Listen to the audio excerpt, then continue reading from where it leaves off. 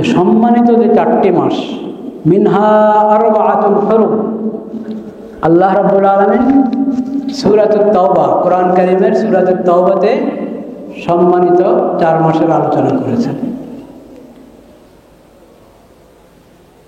ইন্না ইসনা আশারা শাহরান ইন্না ইদ্দাতাশ শুহুরি ইনদাল্লাহি ইসনা আশারা শাহরা মিনহা আরবাআতুন হুরুম। মাসের গণনা আল্লাহর কাছে, আল্লাহর নিকট মাসের গণনা হলো 12। কয়টি মাস? 12টি মাস। সূর্যের গণনা হিসাবেও 12 মাস, কিন্তু আল্লাহ তাআলা এখানে বলছেন চান্দ্র মাসের কথা। 12টি মাস, মিনহা আরবাআতুন হুরুম। এই 12 মাসের মধ্যে 4টি বিশেষ সম্মানিত মাস। এই 4টি কি কি? নবী করিম সাল্লাল্লাহু আলাইহি সাল্লাম হাদিস শরীফে বলে দিয়েছেন, এই 4 মাস হলো রজব, যুলকাদা, যুলহিজ্জা, মুহররম। তাহলে চন্দ্রবর্ষ শুরু হয় সম্মানিত 4 মাসের 1 মাস দিয়ে, মুহররম দিয়ে শুরু হয়। তারপরে 7 নম্বর মাস রজব, এটা সম্মানিত 4 মাসের একটি। আর চন্দ্র বছর যখন শেষ হয়, বর্ষটা শেষ হয়, শেষের 2 মাস 11 এবং 12, যুলকাদা, যুলহিজ্জা। এই 4 মাস হলো সম্মানিত 4 মাস, মুহররম, রজব, যুলকাদা, যুলহিজ্জা। ফালা তাজলিমু ফীহিন্না আনফুসাকুম, তোমরা তোমাদের উপর এই মাসগুলোতে তোমরা তোমাদের উপর অত্যাচার করো না। নিজের উপর অত্যাচার করা এটা সবসময় নিষেধ, সবসময় নিষেধ। কিন্তু আল্লাহ রাব্বুল আলামিন বলছেন বিশেষ করে এই 4 মাসে তোমরা তোমাদের উপর নিজের উপর নিজে অত্যাচার করবে না। কিভাবে নিজের উপর নিজে অত্যাচার করে মানুষ? এই 4 মাসে যেসব কাজ নিষেধ, সবসময় নিষেধ, কিন্তু এই 4 মাসে বিশেষভাবে নিষেধ। ওইসব কাজ থেকে বিরত থাকো। যদি এরকম কোনো কাজ করলো তাহলে তুমি তোমার উপরে জুলুম করলো, অত্যাচার করলো। আল্লাহর নাফরমানি, গুনার কাজ সবসময় হারাম, এই 4 মাসে বিশেষভাবে হারাম।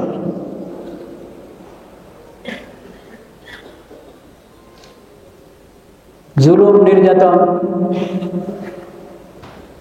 অন্যের জানমাল নষ্ট করা, ইজ্জত নষ্ট করা সবসময় হারাম, এই 4 মাসে বিশেষভাবে হারাম।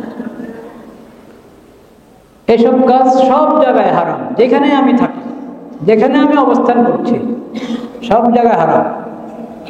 কিন্তু হারাম শরীফে, মক্কা মুকাররমা হারাম শরীফে বিশেষভাবে কি? হারাম শরীফ মানে কি?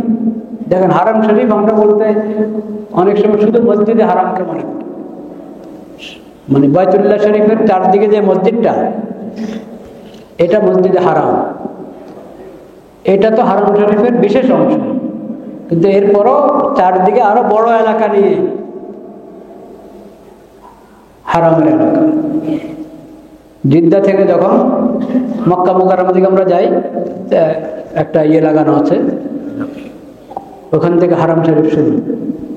ওইদিকে মদিনা মুনাওয়ারা যাওয়ার রাস্তায় তানঈম মসজিদ, যেখানে মসজিদে আয়েশা যেটাকে বলা হয়, জায়গার নাম তানঈম। ওই তানঈম পর্যন্ত হারামের অংশ। এরকম চারদিকে এরিয়া নির্ধারিত করা আছে। এই পুরোটা হলো হারাম শরীফ। মিসপালায় যে বাসা বাড়িতে হাজী সাহেবরা থাকেন, ওটা হারাম শরীফের অংশ। আরেকটা হলো হারাম শরীফের বিশেষ অংশ, সেটা হলো বাইতুল্লাহ এবং বাইতুল্লাহর চারপাশে যে মসজিদে হারাম, এটা হলো মক্কার হারাম শরীফ। মদিনা মুনাওয়ারাও এরকম, মসজিদে নববী,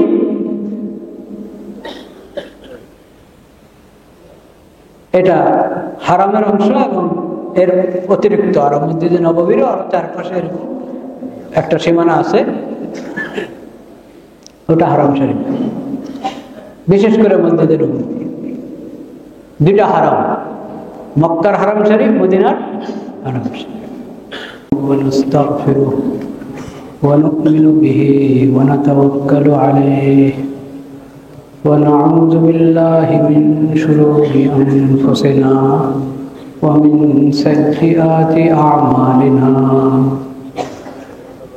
من يهده الله فلا مضل له ومن يضلل فلا هادي له وأشهد أن لا إله إلا الله وحده لا شريك له وأشهد أن محمدا عبده ورسوله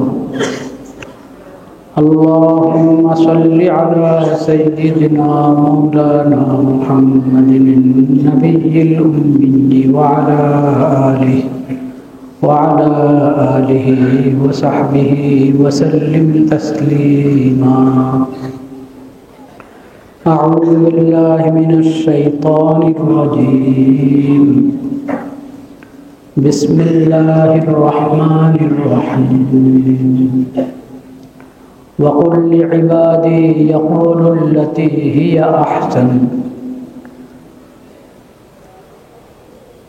صدق الله مولانا العظيم وصدق رسوله النبي الكريم ونحن على ذلك من الشاهدين والشاكرين والحمد لله رب العالمين আল্লাহ রব্বুল আলামিনের বড় মেহেরবানি আল্লাহ তাআলা নিজ ফজল এবং নিজ করমে নিজ অনুগ্রহতে আমাদেরকে হায়াত দান করেছেন এবং আমাদের জিন্দেগিতে আমরা আরেকটি রজব মাস পেয়েছি আলহামদুলিল্লাহ।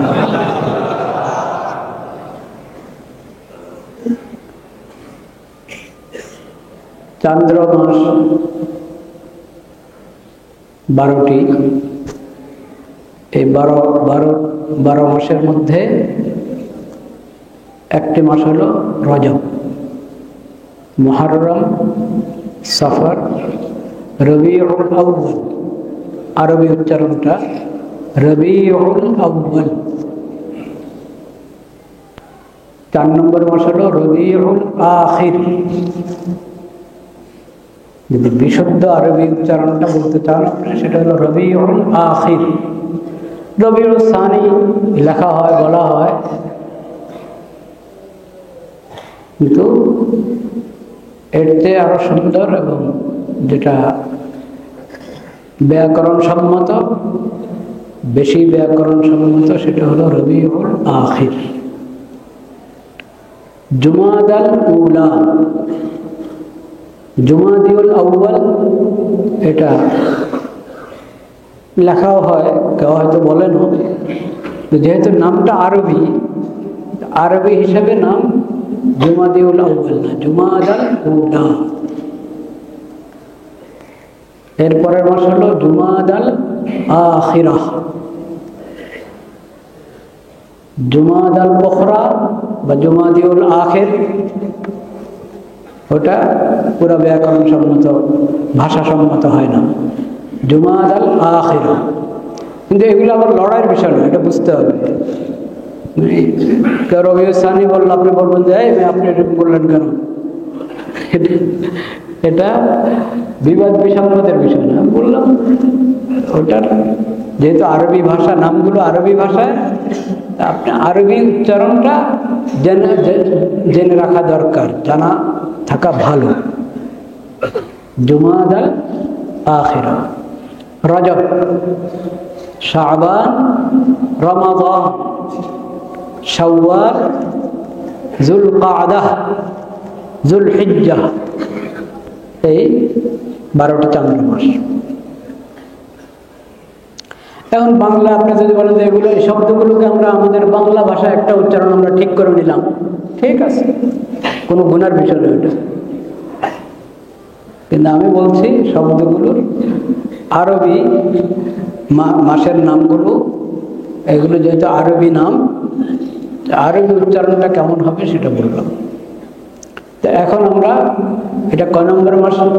মুহররম, সফর, সোয়াদ দিয়ে, সফর, সোয়াদ, সোয়াদ ফা, রবিউল আউয়াল, রবিউল আখির, জুমাদাল উলা 5, জুমাদাল আখিরা 6, এখন হলো 7 নম্বর মাস,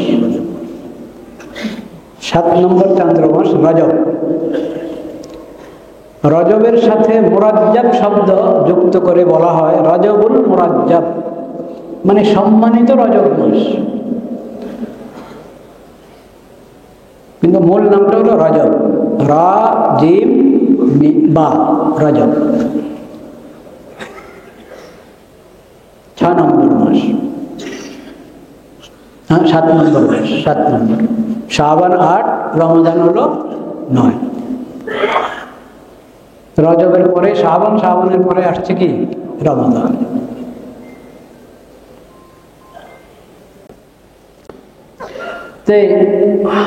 হারাম কাজ, অবৈধ কাজ, এটা যে কোনো জায়গায় হারাম, কিন্তু হারাম শরীফে আরো কঠিন হারাম, জঘন্য হারাম।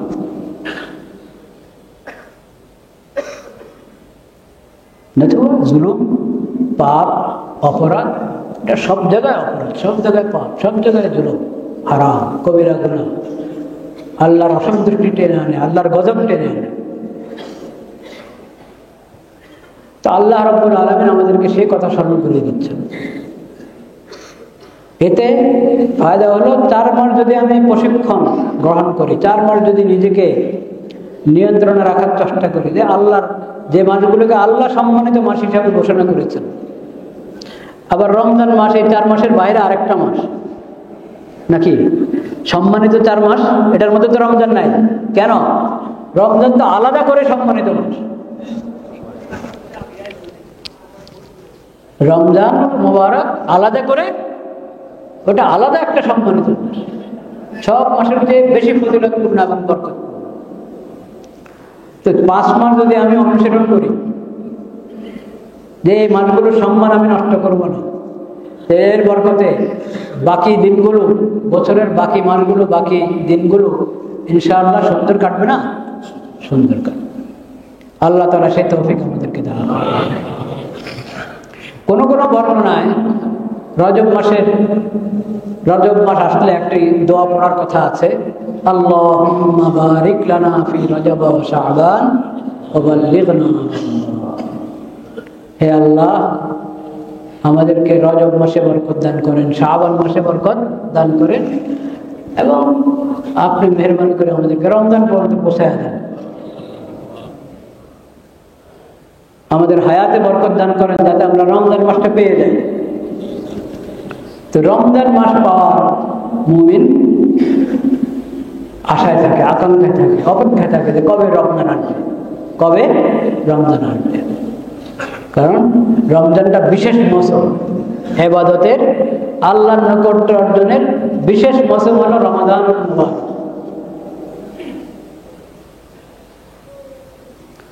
সেই রমজান আমরা এখন রজব থেকে আরো বিশেষভাবে অপেক্ষায়, কবে রমজান আসবে, কবে রমজান আসবে, সেটার জন্য মানসিক প্রস্তুতি। রমজানের প্রস্তুতি কিভাবে নেব? একটা প্রশ্ন অনেকে করে, রমজানের প্রস্তুতি কিভাবে নেব? আসলে রমজানের জন্য আলাদা করে কি কোনো প্রস্তুতি আছে? রমজানের জন্য আলাদা করে কোনো প্রস্তুতি নেই। একজন মুমিন ঈমানী জীবন যাপন করলে, ঈমানী জীবন যদি যাপন করে সে, ওটাই রমজানের প্রস্তুতি। মুমিনের জীবন গুনাহমুক্ত জীবন হবে। তো রমজানের জন্য আমি প্রস্তুতি গ্রহণ করবো তওবা করে, ইস্তেগফার করে, পাক সাফ হয়ে পবিত্র মাসের ইস্তেকবাল করে, পাক সাফ হয়ে পবিত্র মাসের কি ইস্তেকবাল করবো, মাসকে খোশামদের পাক সাফ থাকা, গুনার ময়লা থেকে, গুনার নাপাকি থেকে নিজেকে পাক রাখা, এটা কি শুধু রমজানের ইস্তেকবালের জন্য না? সবসময়, সবসময়।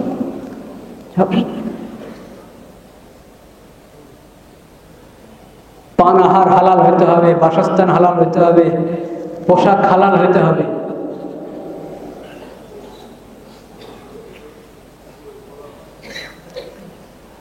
রমজান পবিত্র মাস, রমজানে কমপক্ষে আমার সেহরি ইফতার যাতে হালাল খাবারের মাধ্যমে কি হয়। ঘুষের পয়সা, সুদের পয়সা, হারাম পদ্ধতিতে উপার্জিত পয়সা, আত্মসাৎ করার পয়সা, চুরির পয়সা, ওই পয়সা দিয়ে ইফতার করবো, সেহরি করবো, এটা কেমন কথা? রোজা কবুল হবে কিভাবে? রমজানটা হালাল পোশাক হালাল হবে, পানাহার হালাল হবে, সেহরি ইফতার হালাল হবে, বাসস্থান হালাল হবে, ওটার আমি ফিকির করবো আগের থেকে। এটাও একটা রমজানের প্রস্তুতি, ঠিক কিনা? কিন্তু এই কাজটা কি শুধু রমজানের জন্য না সবসময়? সবসময়, সবসময় তো আমার এই ফিকির থাকতে হবে। কারণ হারাম অর্থ দিয়ে যদি আমার পানাহার হয়, তো শুধু রোজা কবুল হবে না এমন তো কথা না, ওটা তো দোয়া কবুল হবে, ইবাদতে কবুল হবে। কবুল হবে না এর মানে ফরজ আদায় হবে না এই কথা নয়।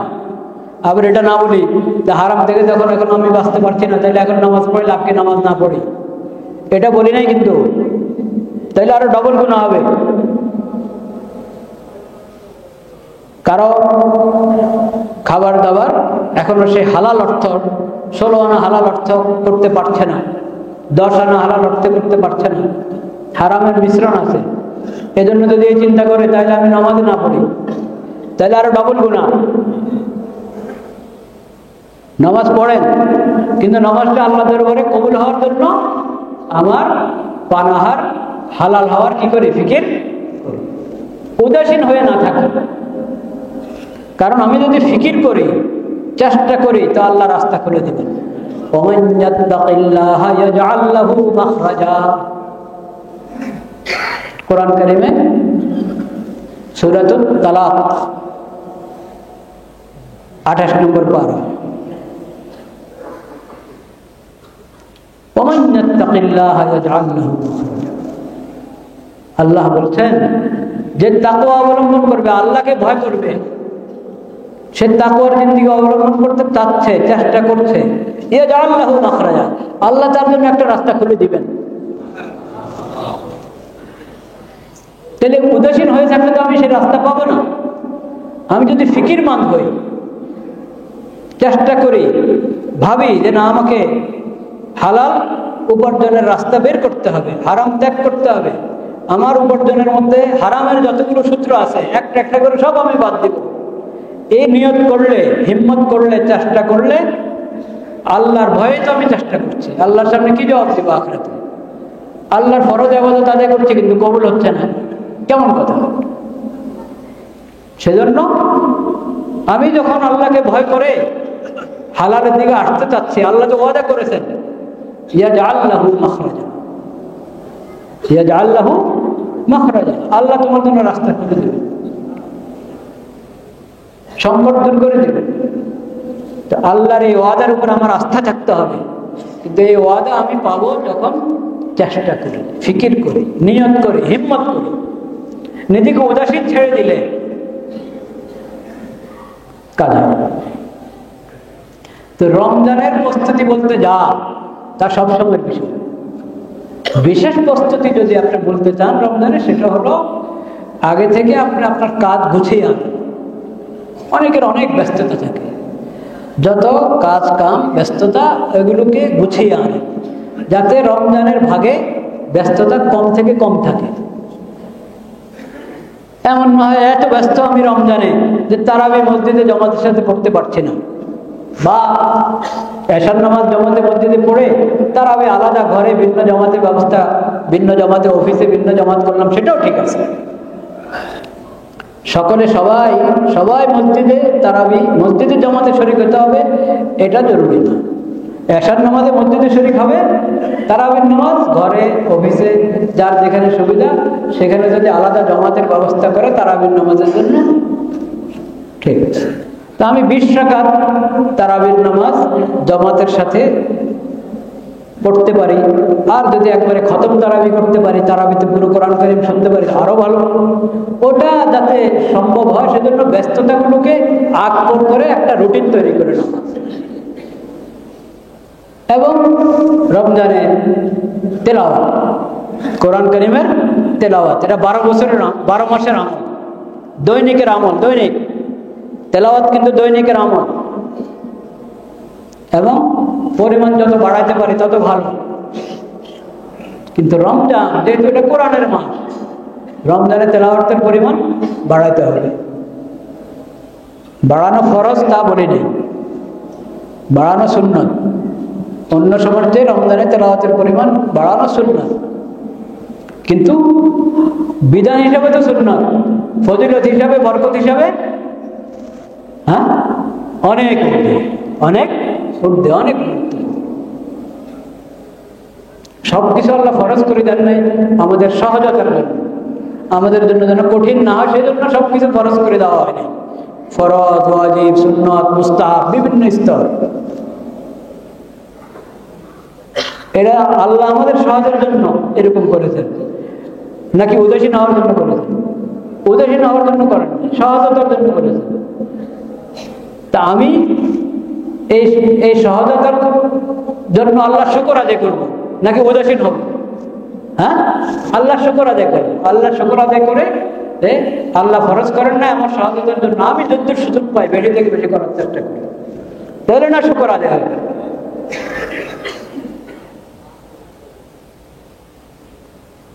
তেলাওয়াত বেশি করতে পারি, 20 রাকাত তারাবি জামাতের সাথে পড়তে পারি, বিশেষ করে কোরআন খতম মাধ্যমে তারাবি পড়তে পারি। তাহাজ্জুদের নামাজ আছে, এর জন্য উঠে একটু আগে উঠলে তাহাজ্জুদ পড়তে পারি। এইভাবে নিজের একটা রুটিন এখন থেকে চিন্তা করা, যাতে রমজানের সময়সূচি এবং আমার কার্য, রাতের দিনের কাজ একটা সুন্দর রুটিন মতো হয়, সব কাজ হয়ে যায়, সবার সব হক আদায় হয়ে যায়, আমার যে ডিউটি দায়িত্ব সেটা আদায় হয়ে যায়, আবার আল্লাহর দরবারে হাজিরা দিতে পারি নফল নামাজের মাধ্যমে, তারাবির মাধ্যমে, তেলাওয়াতের মাধ্যমে। এইভাবে একটা মানসিক প্রস্তুতি গ্রহণ করা, এটাকে আপনি বলতে পারেন যে এটা রমজানের প্রস্তুতি। আর বাকি সব সেটা আসলে 12 মাসের কি কাজ। اللهم بارك لنا في رجب وشعبان وبلغنا رمضان.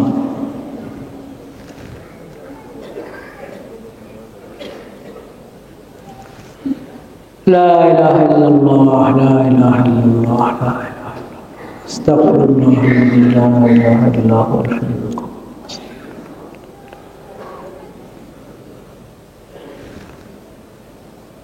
আমি খেয়াল করেছেন হয়তো আপনারা যে খুতবার মধ্যে একটা আয়াত তেলাওয়াত করেছে, এটি 15 নম্বর পারা, 15 নম্বর পারার প্রথম সূরা,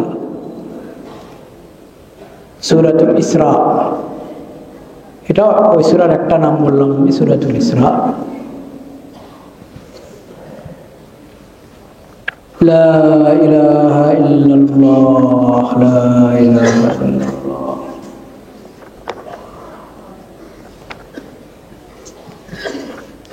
পনেরো নম্বর পারার প্রথম সূরা।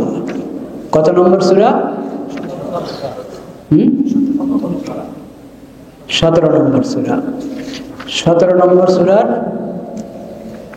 53 নম্বর আয়াত।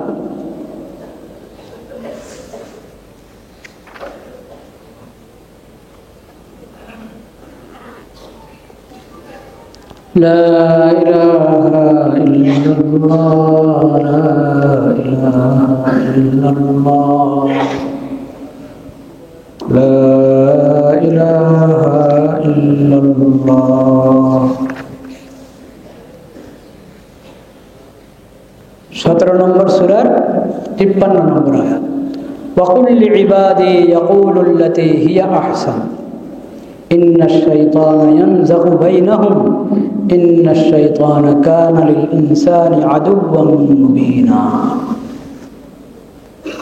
আল্লাহ রাব্বুল আলামিন নবী করিম সাল্লাল্লাহু আলাইহি ওয়াসাল্লামকে বলছেন, কুল, হে নবী আপনি আমার বান্দাদেরকে বলে, আমার বান্দাদেরকে বলে দিন, কুল লিইবাদি, আপনি আমার বান্দাদেরকে বলে দিন, ইয়াকুলুল্লাতী হিয়া আহসান, যাতে তারা সুন্দর কথা বলে, সুন্দর মতে বলে, সুন্দর কথা বলে, সুন্দরভাবে বলে।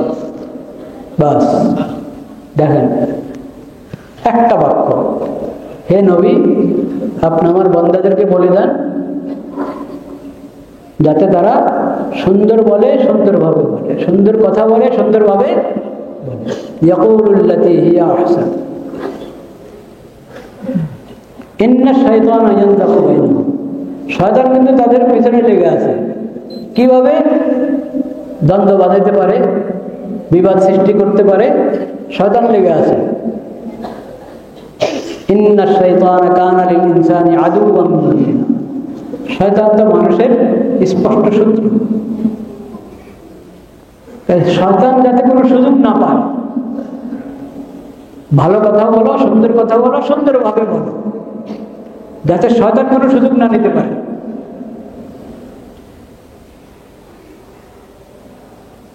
দেখেন, আল্লাহ তাআলা আমাদের খালেক এবং মালিক, আমাদের রব। একবারে গোড়ার কথাটা আমাদেরকে বলে দিয়েছে। অন্য কিছু বলো তো আরেকজন কষ্ট পাবে, কষ্ট পেয়ে সে উত্তেজিত হবে, সে আরো কঠিন কিছু একটা বলবে, বাস শুরু হয়ে যাবে হাতাহাতি। হয় কি না? এটা দুই ব্যক্তির মাঝে হতে পারে, একটা পরিবারের মাঝে হতে পারে, অফিসে হতে পারে, আদালতে হতে পারে, বাজারে দোকান আর দুই দোকানদারে হতে পারে, দোকানদার আর গ্রাহকের মাঝে হতে পারে। সব জায়গার জন্য বিধান, সব জায়গার জন্য। স্বামী স্ত্রী, দুই ভাই, ভাই বোন, প্রত্যেককে আল্লাহ তাআলা নির্দেশ দিয়েছেন, ভালো বলো, সুন্দর করে বলো। যদি গালমন্দ শুরু করো, অন্যায় কথা বলো, পিন মেরে কথা বলো, ঘাইল করে কথা বলো, সে কষ্ট পাবে। কষ্ট, আরেকজনকে কষ্ট দেওয়া সগীরা গুনাহ না কবিরা গুনাহ? কবিরা গুনাহ। কারণ আপনি ইনসাফের কথা বলবেন, সুন্দরভাবে বলবেন, এরপরও স্বার্থপর মানুষ যারা, তারা কষ্ট পাইতে পারে। এটা হলো তার কষ্ট পাওয়া।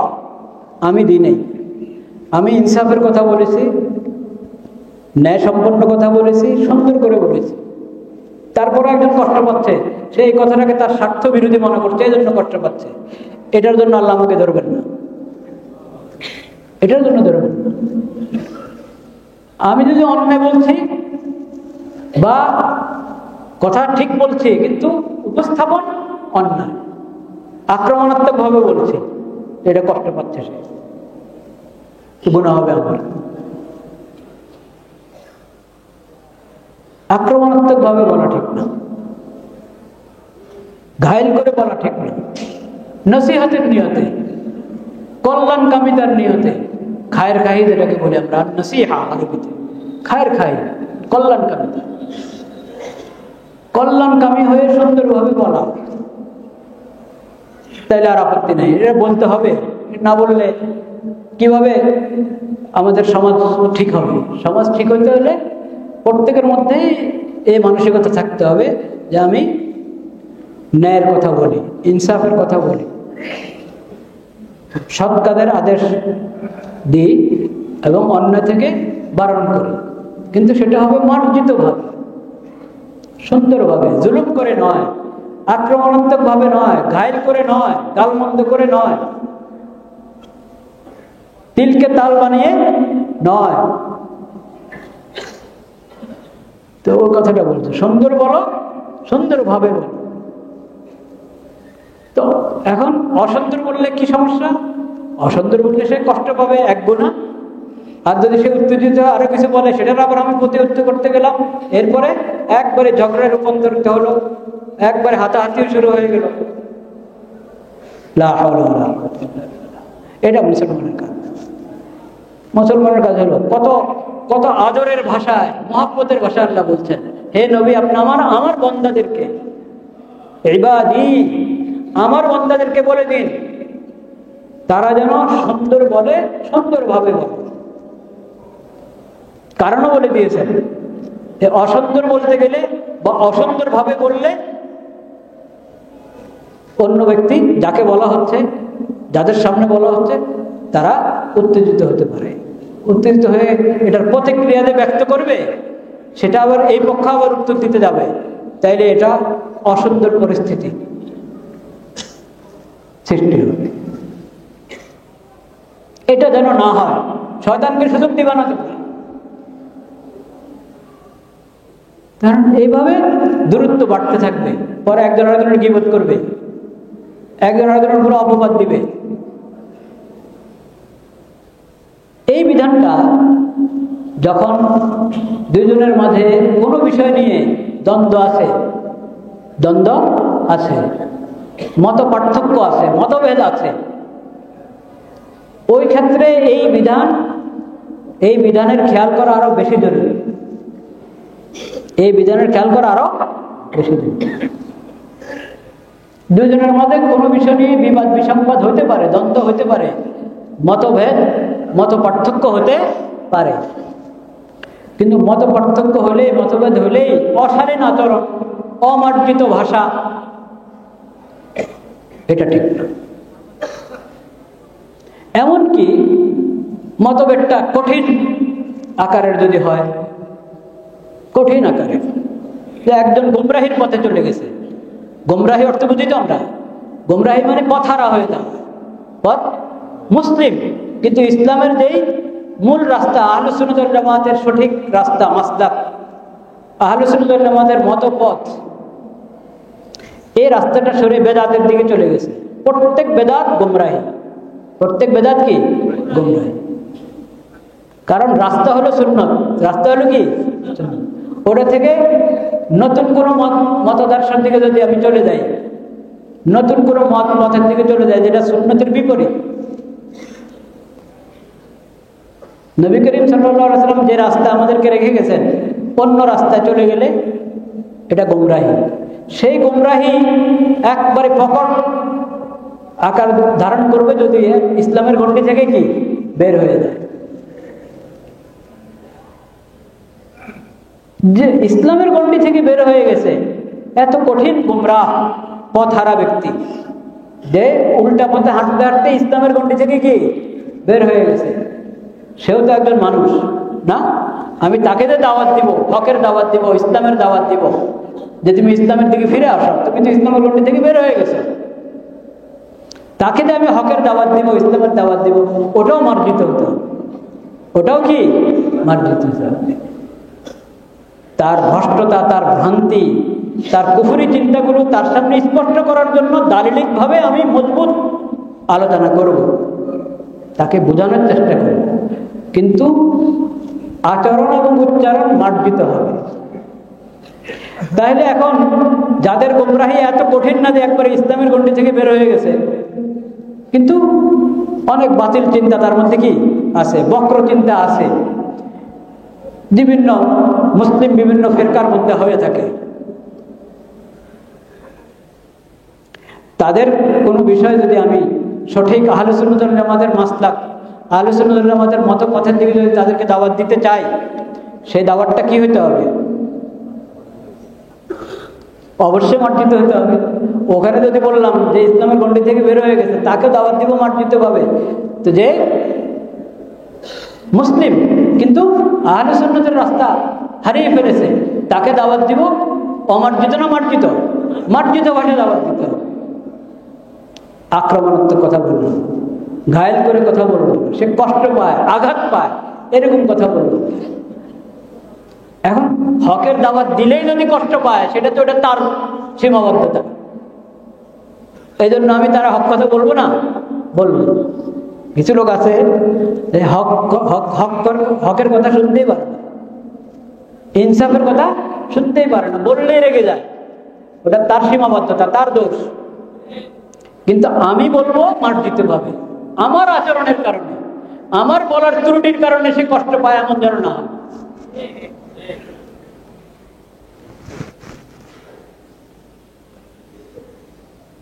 এটা খুব দরকার। এটা জাগতিক বিষয় যদি দ্বন্দ্ব হয়, তখন এই কথা। ধর্ম বিষয় যদি দুইজনের মধ্যে, দুই ব্যক্তির মধ্যে বা দুই দলের মধ্যে দ্বন্দ্ব হয়, সেখানেও এই কথা। ইয়াকুলুল্লাতী হিয়া আহসান,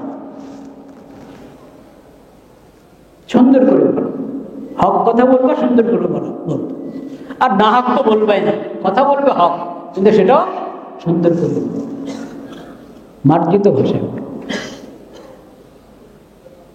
হিতাকাঙ্ক্ষী হয়ে বলো, কল্যাণকামী হয়ে বলো, তাহলে ফায়দা হবে। লা ইলাহা ইল্লাল্লাহ রাব্বুকুম আ'লামু বিকুম ইন ইয়াশা ইয়ারহামকুম ওয়া ইন ইয়াশা ইউ'আযিবকুম ওয়া মা আরসালনাকা আলাইহিম ওয়াকিলা।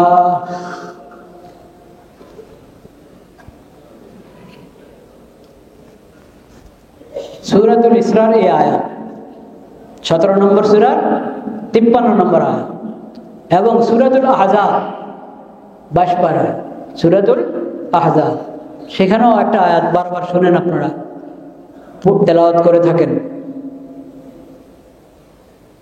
ইয়া আইয়ুহাল্লাযীনা আমানুত্তাকুল্লাহ ওয়া কুলু কাওলান সাদীদা। এই দুইটা আয়াত মনে রাখেন। একবারে আমাদের পুরা সমাজ, ঘরে বাইরে সব জায়গার জন্য এই দুই আয়াতে যে বিধানের কথা আল্লাহ বলেছেন এটার উপরে যদি আমল করে চলতে পারি, অধিকাংশ দ্বন্দ্ব শেষ হয়ে যাবে, অশালীন আচরণ শেষ হয়ে যাবে। কুলু কাওলান সাদীদা, সঠিক কথা বলো। আল্লাহ তাআলা বলেছেন সঠিক কথা বলো, মিথ্যা পরিহার করো, অপবাদ পরিহার করো, ভুল কথা অন্যায় কথা পরিহার করো, যেটা শরীয়তের দৃষ্টিতে বাতিল এরকম কথা পরিহার করো, আর হক কথা বলবো সুন্দর করে। ইয়াকুলুল্লাতী হিয়া আহসান,